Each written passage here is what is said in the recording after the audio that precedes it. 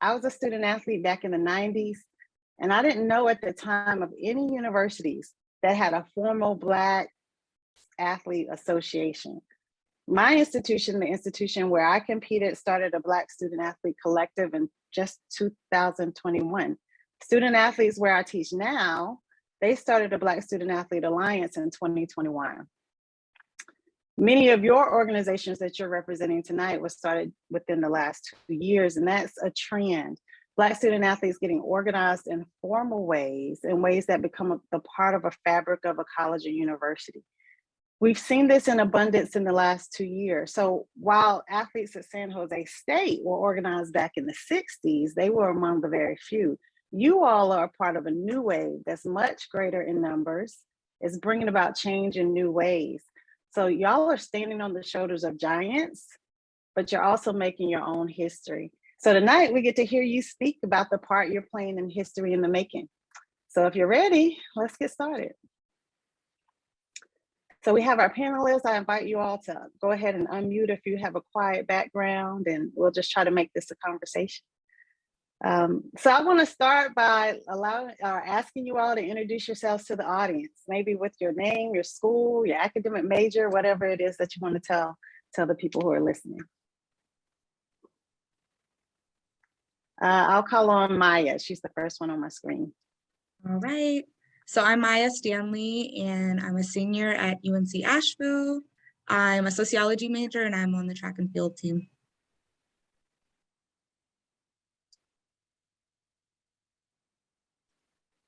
Taylor, go ahead. Hi, I'm Taylor Francis. I'm from Gardner-Webb University. I play on the women's lacrosse team. I'm a double major in political science and philosophy with an interdisciplinary minor in philosophy and sociology. I'm Jaden Jenkins. I'm on the track and field team at Campbell University. I'm a junior, and exercise science is my major. Okay. So Jaden shares my sport and my major. That's nice. Thank you all. So we're here to hear about your social justice activities. Again, the part that you're playing in this history. So could you each go around and talk about the social justice activities you're involved in on your campus, but also talk about what prompted you to get involved? So I'm involved with the Bulldogs Anti-Racist Committee, and it's an advisory committee to the athletics department on programs, initiatives, and other efforts to combat racism on campus. And I'm also a part of the Black Student Union on campus. I decided to join these groups because it allows the students, the student athletes, and the faculty to not only take part in learning about Black history and culture, but to also act in significant and beneficial ways that aren't always addressed on campus, especially at a predominantly white institution. I'm involved in BSA, Pre-Law Society, SGA, and SAC. I joined these clubs just because I wanted to be along with like-minded people who share my goals, and they can help me propel forward in those areas that I'm interested in. So at Camel, I'm involved in SAC. I'm the head of the Camel's Connected Subcommittee, which deals with diversity and inclusion. I'm also a part of the Black Student Association, as well as CU Uplift, which was a program started this year specifically for Black student athletes. And then I'm also a member of Student Leaders in Diversity. And the reason why I got into these things is try to promote change like in the communities around me and make other Black student athletes on campus feel like, that they're being heard and make them more comfortable at the PWI they're at. It is significant that you're all at PWIs doing this work. And part of what we want to accomplish today, and that I know Ms. Davis wants to accomplish, is to have you all inspire others to do some of what you've been able to accomplish. I had that great opportunity to read each of your bios. So I know a little bit more about you than what you want to brag on tonight. And so I'm going to ask a couple of questions based on the information in your bio. So Jaden, my first question is for you. I know that much of your activism, not all of it, but much of it is focused within the athletics department at Campbell. Why is it important for you to focus your attention on the athletics culture? I feel like, for a lot of people that I've talked with on this campus, like, a lot of us have been playing our sport since we were little kids. So it's like this has it's become our life really. So, for this to be like the main aspect of what we do, and for a lot of us, a big reason of why we're in college, I feel like it's very important for athletes on the same team, other teams within the same conference, whatever, just athletes that you come in contact with, that you interact with. It's very important to be on that same page and really understand each other. Taylor, how about you? You've been involved across campus. So the BSA Pre-Law Society, SGA, and SAC. That is so impressive. Given all of the demands of being a college student athlete, why is it important for you to get involved across campus as well? Like I said before, like I think it's just very important to get along or to meet with people who are like-minded and share the same goals as you. So each of those clubs that I was in was an interest of my own, and it helped prepare me for it to be around those people and to have people who shared those same goals. Mm-hmm. Amaya, your focus on diversity and inclusion, it stands into your internship. So what are you learning now? Maybe through your activism on campus or through your internship that that's going to follow you? What are you learning that's going to follow you into your professional career? So my internship has been very illuminating so far, particularly about like the inner workings of a business, because a lot of times like there isn't much diversity in those higher up positions in a company. So the lack of initiatives for diversity inclusion also, like, most of the time don't come from a place of intentional discrimination, but instead of a lack of knowledge. So I feel like very fortunate to be with a company who not only wants to change those initiatives that they have, but also like are pursuing outreach programs to make the environment more equitable for everyone. I really want to dive now into what you all see as the future. What are your goals? We hear a little bit about what you're doing, and you're doing a lot for sure. And the idea of social justice broadly comes through definitely in what you said so far. Can you tell us a little bit more about what your specific goals are? What do you think what do you want to happen as a result of your actions? It can be an impact on the campus, the impact on, the culture more broadly. What is your goal? Personally, my goal is to just highlight the Black excellence on campus. A lot of times, like when you're at a predominantly white institution, you sometimes feel like you have to like assimilate or kind of step away from your Blackness. So my goal here on campus was really just to bring like-minded individuals together and give them the opportunity to just talk to each other and discuss and feel at home, when they're far away from home. Yeah, my goals are similar. I want to create a safe space for the students of color on campus where they'll be able to like express their feelings and have those honest conversations, especially transferring from a larger PWI of about 30,000 students to one with a little over 3,000. I was able to see how even though students of color are a minority on campus, you can still have a sense of community. Mm-hmm. And for me, I agree with both of them to a huge degree. In my own terms, I just really hope to inspire others that are around me, in terms of getting started with, trying to promote change. Like the conversations that I've had with some of my peers, like it's very moving. There's a lot to be said about how our world is today, how our country is. And I just think it just takes, a few brave people to step up and really talk about what's going on in order for there to be some type of change for the better in the future. Mm-hmm. And Jaden, talk about that a bit. I know you have an idea to invite law enforcement from the local community in to speak with some of your peers. Can you talk about what you'd like to do with that initiative and what the goal would be for that? Yeah, so what I've been trying to plan is to have a panel similar to this, full of Black students, not only just student athletes, but Black men and women on campus in general, and kind of have like that uncomfortable conversation with nearby police officers, because I feel like educating ourselves on, the culture of others is huge when it comes to, like bringing the country together and things like that. So I really want to have nearby police officers from Harnett County come to Campbell University, and we have that conversation about, racial injustice and all other sorts of different problems that we see now, because of the fact that I feel a lot of people think with the Black Lives Matter movement, a lot of people think that it's only relevant when there's that one big death to hit national news.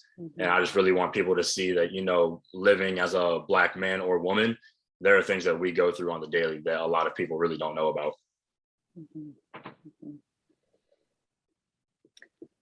So you all, again, are standing on the shoulders of giants, right? Historically, but also there's some contemporary examples that we can name of student athletes, but also other Black athletes who are stepping out, using their platforms and their voices towards social change. So when I think of that, I think of Muhammad Ali, of course, and Lou Alcindor, Kareem Abdul-Jabbar, Arthur Ashe, Althea Gibson, the 1968 athletes. We hear a lot about Tommy Smith, John Carlos, Lee Evans. Wyomia Tyus is a woman.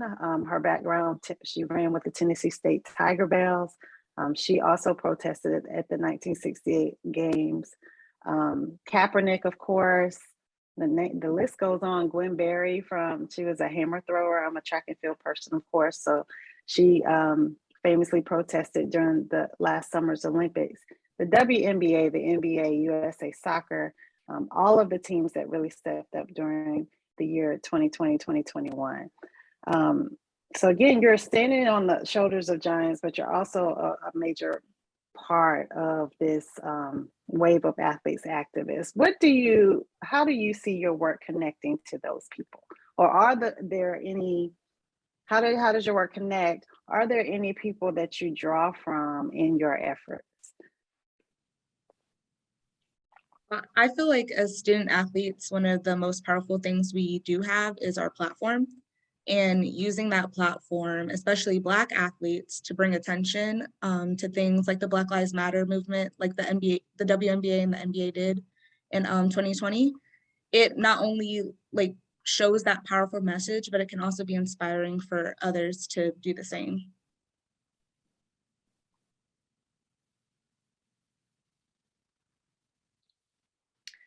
I think that LeBron really stands out to me.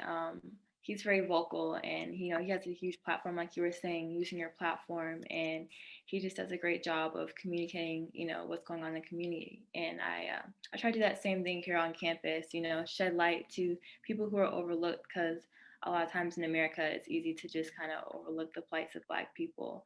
So I just, especially here in BSA, we try to just bring groups of people together to have those conversations, and just continue talking, never stop communicating, because the moment you stop, like you said, you get overlooked.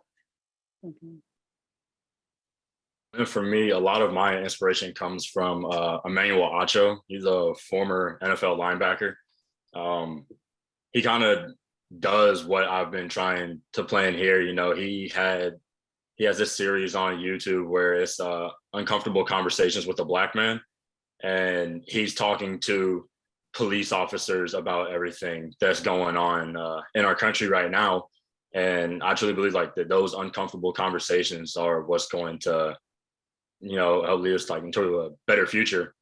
And it was something that he has said before in one of his videos that really stuck with me. He has said that proximity breeds care and that distance breeds fear. And I really believe that to be true, because I think that this misunderstanding of others is a huge cause for the turmoil that we have today. Say that quote one more time. Proximity breeds care and distance breeds fear. Yes. Thank you for that. Well, I've been paying attention, right? I've been paying attention to some of these historic figures but also paying attention to the last couple of years and trying to listen to and participate in conversations to figure out what's different, right? So the systems that you all are speaking out against, that many activists have been fighting against for many years, really haven't changed that much. We've seen some change, but many of the systemic issues have been around and continue on. So what's different? And part of that analysis is that the social media, the fact that you all have the opportunity to share your voices so freely, plays a big part, Jaden, in facilitating some of those conversations. And a podcast is a wonderful idea that if you have the time and the effort, you can get out there and have uncomfortable conversations that at one time were not as accessible. And in fact, as I was reading a bit more, following the 1968 Olympics, there were some rules put in place to really stop student athletes from using their voices and their platforms. And so fast forward to where you all are now. And again, you're really doing something different and making history. So I hope you're really holding on to that.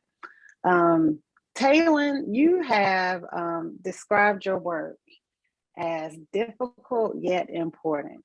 So far today, we've heard about all of the great things that you all are doing, the impactful work that you're doing, but we know that does not happen without resistance, right? So can you talk a little bit about the challenges you faced in your work as an activist, and also please tell us how you found the will to continue? So social justice it's hard. You constantly are reminding people of your worth and that, you're trying to be seen. And I feel like a lot of people, even within our own community, forget that, you're constantly proving your worth all the time. And it's mentally exhausting sometimes. But, when you're doing it, it's like you're fighting for people who may not be aware that they need the help. But once you realize the positive effect that you're having on those lives, it definitely makes it worth it. I would say that my biggest challenge for me is just, like I said, continuing in my self-worth.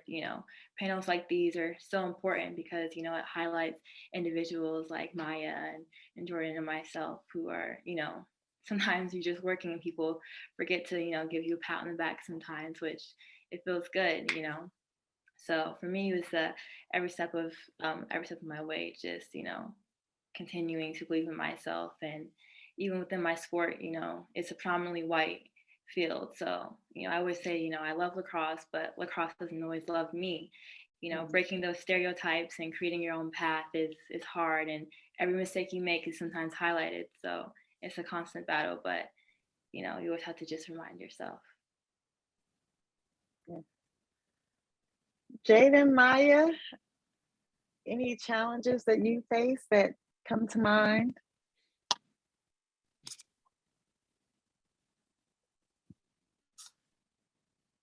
As far as in the sport, I would say no, just because of the fact I know that Taylor is definitely going to face things that me and Maya will probably never experience, just because of the fact that as track and field athletes, majority of competitors in this sport are African American. So we won't have to face the type of adversity that Taylor might have to overcome.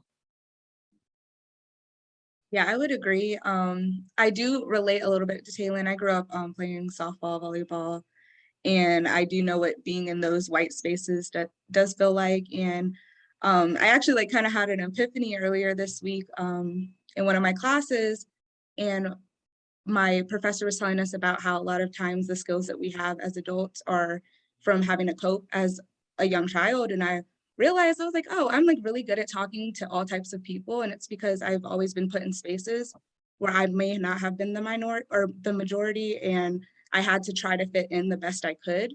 So now that's a skill I have with me as an adult, where I can talk to pretty much anyone and they feel like I'm someone that they can communicate with easily. Mm-hmm.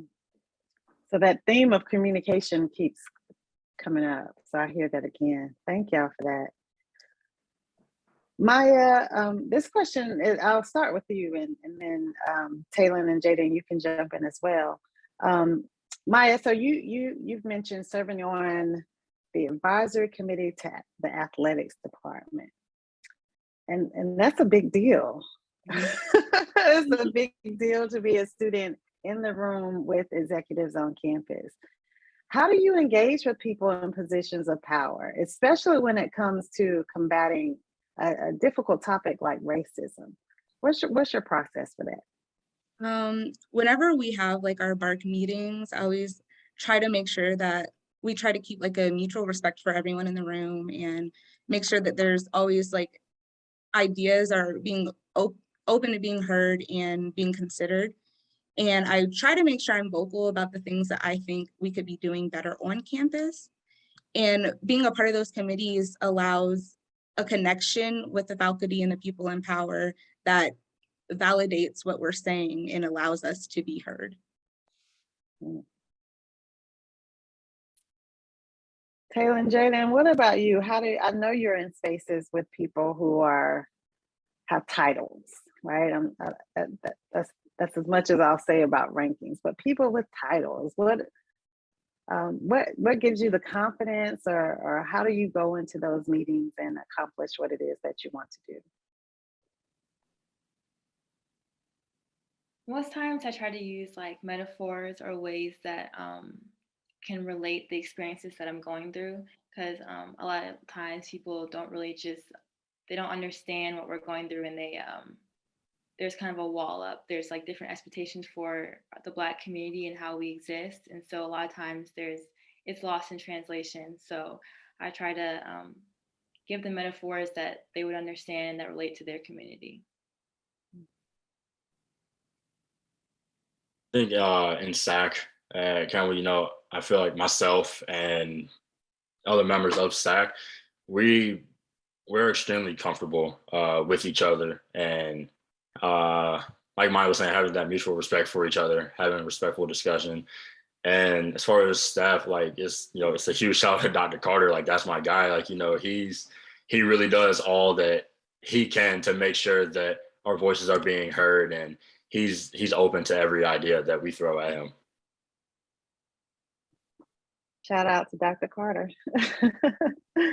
So Jaden, let me pick up with that a little bit. I know that you're studying exercise science, and as I mentioned, I'm an exercise scientist too. So I know that your studies are preparing you to help people specifically. How will you carry the work that you've done as a student athlete activist with you as you graduate and become a successful professional? So for me, once I get done with all my schoolwork, I would love to work in the field of sports psychology. I feel like that would be something that's going to be great because, I talked about that understanding of others earlier on, and, part of, psychology and helping people out as far as like sociology, you got to understand like the environment that you're in, different cultures, different people. And so I think that with everything that I'm going through right now, in my activist efforts, it's helping me become like a really effective listener and communicator. And that's going to be really important for any type of job in any field, in life after college. That's for sure. And as this American Association for Applied Sports Psychology, they offer the Certified Mental Performance Coaching Certification, the Sports Psych certification. And over the last 5 years or so, they have really done, they've increased their efforts to ensure that all of those certified members have a cultural confidence. And so you're ahead of the curve and doing what's going to be required for that work. So I'm glad to hear about your plans for the future. Maya, we asked you about your how you'll take what you're learning in your internship into your career. And I want to give you the opportunity to follow up with that. And Taylor as well, I know you have an interesting academic path with majors and minors that fit together in interesting ways. So for both of you, this question about how will you carry what you're doing into your future? Well, with my major of sociology, like Jaden said, it's all about the knowing people's environments, knowing the intersectionalities that they come from and how that can affect their lives individually. And I feel like coming into my internship with like my specific viewpoint as a Black woman, I'm able to like see things that like my supervisor or the CEO may not be able to see or notice. And like I've been going through like all the handbooks and stuff. I mean, like, maybe we should change this or we need to add this, especially in a time where like being gender neutral is so important. I've like tried to be like, okay, yeah, we have to word all of this differently, and we need to make sure that we're creating an equitable environment where everyone is not on the same starting point, but so we need to be able to meet them halfway if they need it. With my major is political science, I'm trying to go into the path of becoming a lawyer or something along the civil rights path with law. I want to help out more in that aspect of it all. I feel like there is a lot of times not a lot of people of my color in those avenues, and I feel like it could help, especially during like over the Black Lives Matter movement with all of the cases. Just having that experience, that point of view that people don't really see a lot. And so my final question follows with all that you've seen today. And then I said my final question, but I hope people who are in the audience will add your questions to the chat so that you can have the opportunity to hear from the panelists as well. But my final question to y'all is, what advice would you give to your peers, the other Big South athletes who are interested in activism? What is your takeaway message for them?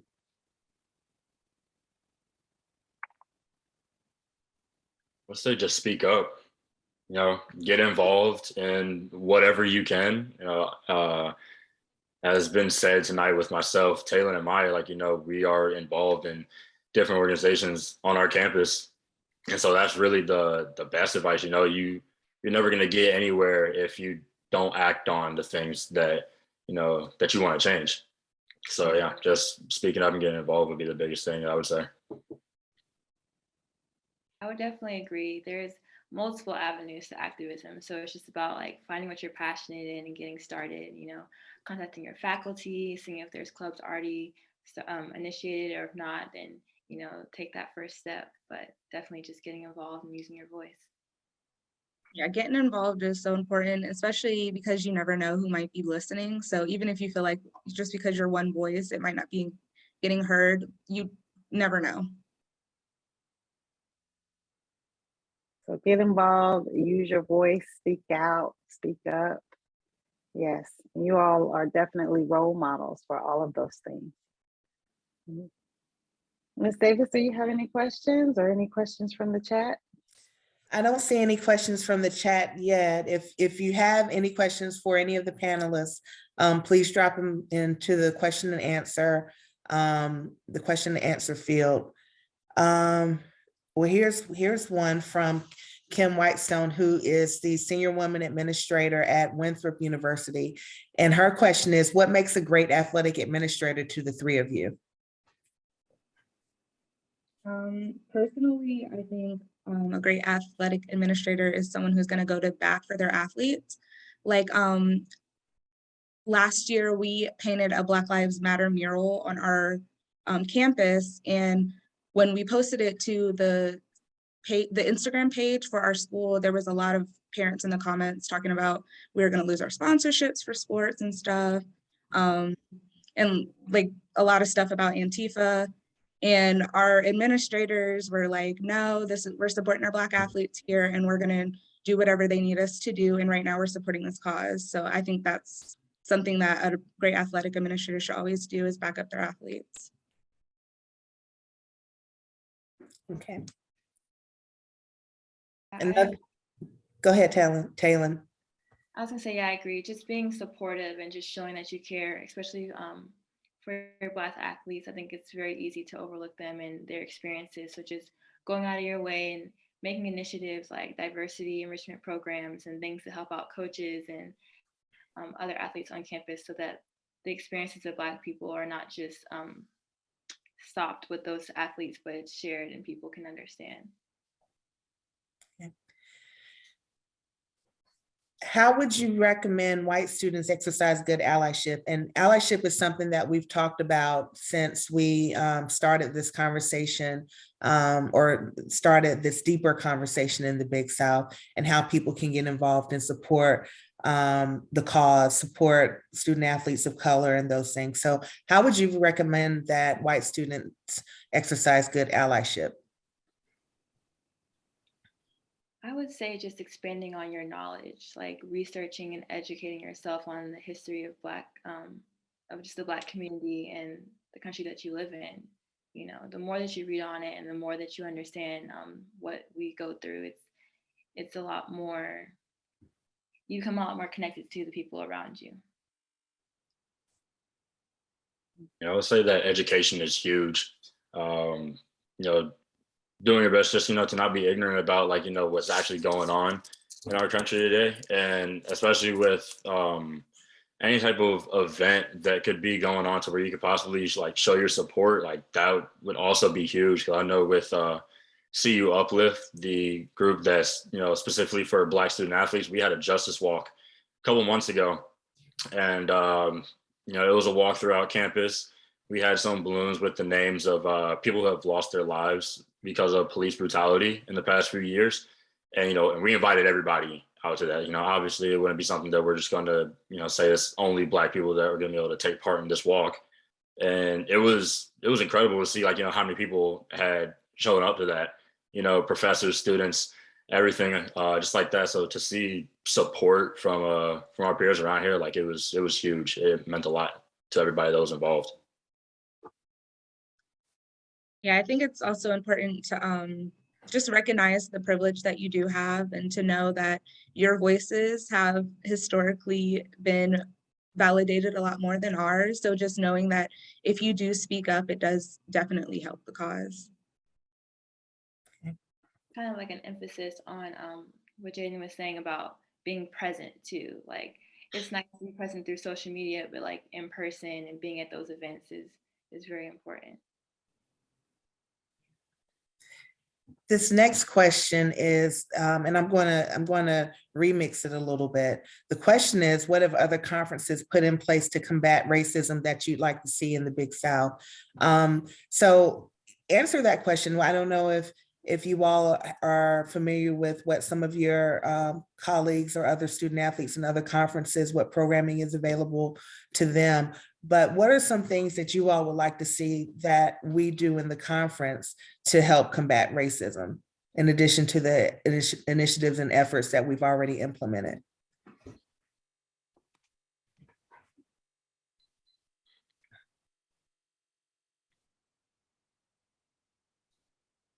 Once again, I think that, more panels like this, or if there's anything similar to it, because like I was saying before, that uncomfortable conversation is something that, really needs to be had in order to really understand each other. So something like this, these are things I love to see, because of the fact, that education that we talked about, it's a lot of people out here that, they just don't actually realize, some things that may be going on. In some ways they can, be oblivious to it, and not on purpose. It's just things that some people don't think about. So to hear viewpoints from myself, other athletes, anyone that's involved, I think that would be a really good factor in promoting the change that we want to see. Yeah, even providing that type of education at how at the beginning of the year we all have to go through the compliance meetings, just to add something like that in there where everyone is able to hear, and it's not the panel where they don't have to come if they don't want to. People being forced to hear this information is what's gonna make the tide move a little faster, I think.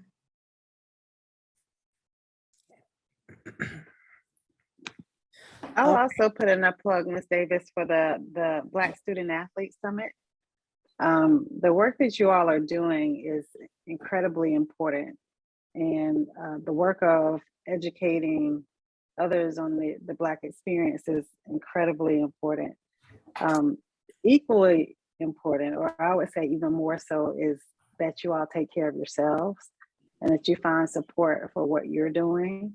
The organizations that you have created and that you're leading provide that support. You all have mentioned, the communities that you're a part of, and the Black Student Athlete Summit is one of those communities, and it brings together Black student athletes from across the country. Last year it was virtual. I believe it's back face to face. It's typically somewhere in Texas, University of Texas. This year it's at Rice University.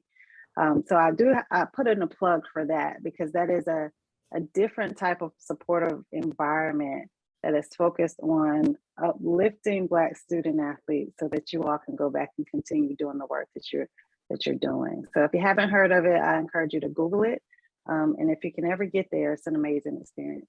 Well, Dr. Brooks, speaking of the Black Student Athlete Summit, the senior women administrators in the Big South Conference have decided that we will be sending 2 student athletes to the Black Student Athlete Summit this year at Rice. It is May 23rd through 25th at Rice University in Houston. I put in the chat information about the summit as well as the application form to apply to be selected to attend. We'll select 1 male and 1 female that will be sending all expenses paid to the Black Student Athlete Summit. So please, I'll put my email address in the chat too if you have any questions about that, but I put the links to both information about the summit and the application form to be considered to be sent to the summit in the chat.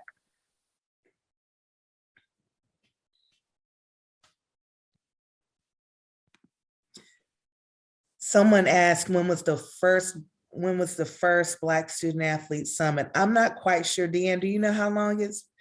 I don't know. I'm not sure. I know that it has grown. It started as an academic type summit where scholars who studied Black student athletes came together, and it has now expanded to be a community that serves like a workshop for Black student athletes. There's a job fair attached to the one this year. So it has morphed over the years, but I'm not sure how long it's been in existence.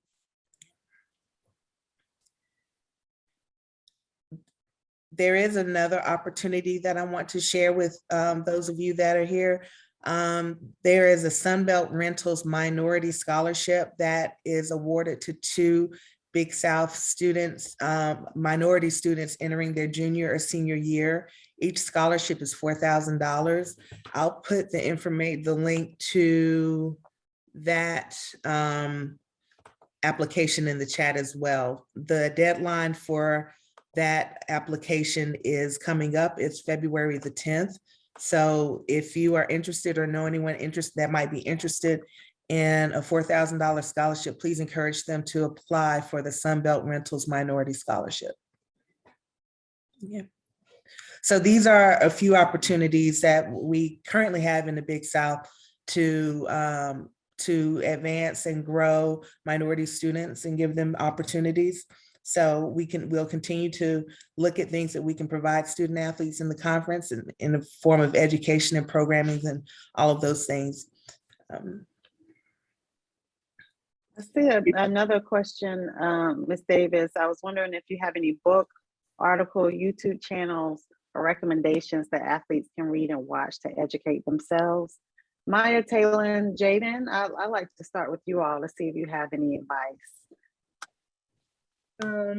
Not athletic specific, but Brittany Cooper is someone who is a great person who speaks on the Black experience and how, if you are a white person, and how you can be an ally and what's the best way to go about that. She has like a lot of things on YouTube where she's done interviews, and she has a few books out as well. She does a great job of speaking to your generation as well. So thank you for mentioning her name, for sure. We also have a repository, a Big South repository of sources and resources for equity, diversity, and inclusion. So I'll find that and put that in the chat as well. Someone asked, is there a place where Black students can access support if they need that through the Big South Conference. I'll always offer my information. I'll put my email address in the chat. I serve as the athletics designee for diversity and inclusion in the conference office. And so if there are any questions that I can ask, or any support or resources that I can help direct you towards, please reach out to me directly. Any other questions? There's another one in the Q&A. Okay. So it just follows up with the education. So Taylor and Jaden, if you have any ideas or books, articles, YouTube channels, but also a follow-up, what kind of educational initiatives have you seen on your campus that have been effective, right? Not just that have really sort of changed the hearts and minds. And how do you get people to attend or be involved? What are your ideas about that?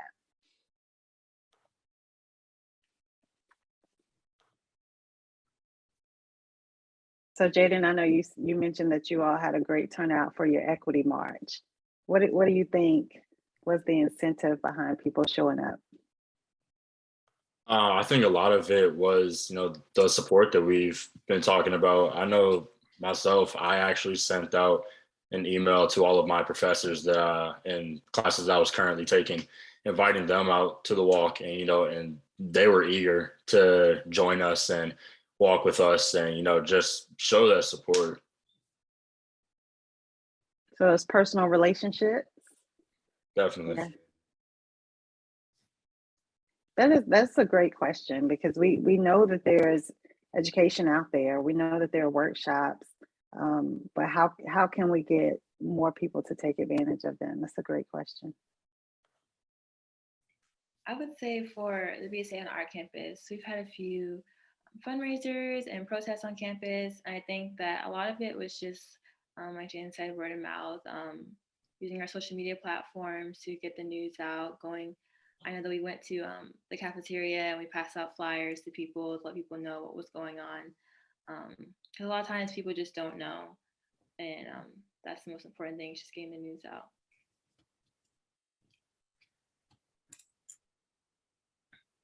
Great. Any other questions?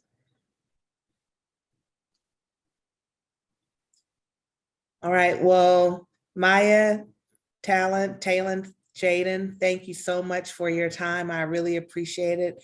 I think that it's very important that our student athletes see other student athletes using their voices and using their platform. And I hope that you all have provided some knowledge and tools and ideas for your fellow student athletes to utilize on their campuses, to use their voices and promote anti-racism initiatives or whatever their passion is on their campus. So thank you all for joining us tonight. Thank you. Thank you, Dr. Brooks. I appreciate your leadership and guidance during this panel. Let me see if Commissioner Calander would like to say anything.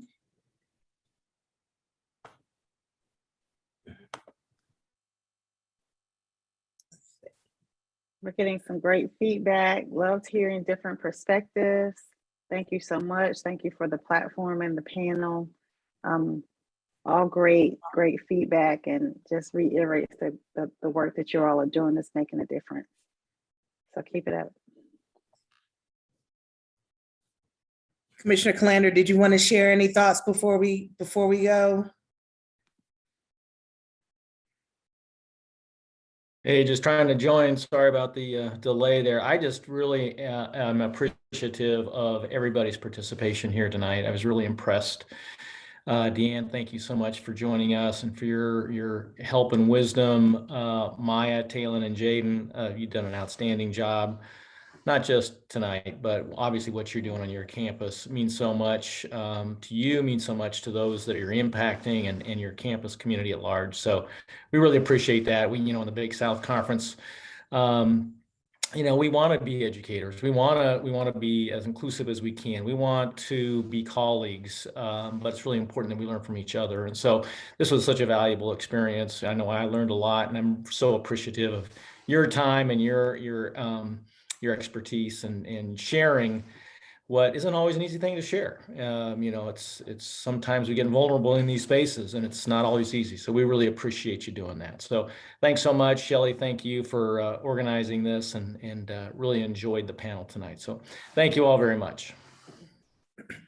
Thank you, everyone, and good night. I shared my email again. If anyone has any follow-up questions or thoughts, feel free to reach out to me, and have a wonderful Sunday evening. Maya, Taylor, and Jaden, stay on for just a second.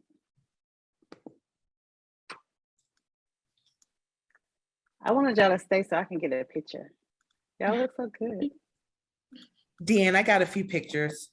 You did? Yeah, but we can get Were one with everyone Was smiling. everybody smiling when they know No. they're taking a picture? No, they didn't know. Okay, I'll do one. How do 3. y'all feel? That was great. You did a wonderful, wonderful job. I can tell that you all speak a lot and that you just mature beyond your years. So thank you so much for having me and allowing me to be a part of this. I'm really, really proud of y'all.